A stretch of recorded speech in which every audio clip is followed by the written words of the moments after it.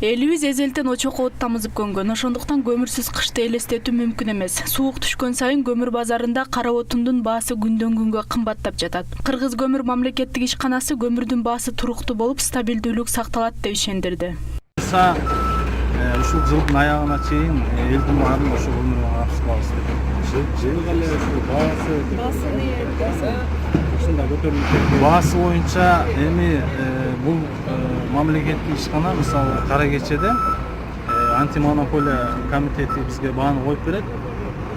Азыркы күндө мына 1300 сомдон сатылып атат өзүндө. Анан көмүргө барып жанагы частный машиналар тартып келген баа Бишкек шаарында бүгүнкү күндө 3000-ден 4000-ге чейин. Баа ушу ашып кетсе, кыштын күнү 4500-ге чейин жеткен, андан ашып көтөрүлдү. Баа туруктуу. Бул стабилдүү баа. Кыргызстандын көмүр базары кара кечеден, Шарбондон жана Минкуш тараптан келген көмүрлөр менен камсыздалып турат. Биз Бишкек шаарындагы кара алтындын баасы канча болуп жатканын жана кайсы көмүргө болгон талап күчтүү экенин билдик. Основной кара кеченин көмүрүн сатабыз. Госкарьердикин сатабыз, Шарбондукун сатабыз.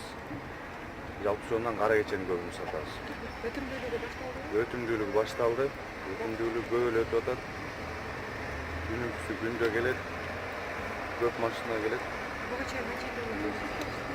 Буга чейин көп эле тонна саттык. Сатып эле атабыз. И дагы сатабыз. Келген баасынан сатылган баасын айта аласызбы? Мен келген баасын айта албайм. Топто сатылган баасы. Сатылган баасы канча? Биз өзүбүз да тартып келебиз да, тияканча. Сатылган баасы 3500-дөн 3700-гө чейин сатылат. Башка көмүрлөр да келет, Турук деген жерден да келет, анын баасы 5000-ден сатылат. 4800, 4500-дөн да сатылып калышы мүмкүн да. Анын билесиңер дейт, алыскы ат башыдан, Актабадан келет. Кыргызстандын эле өзүнүн эле местный көмүр.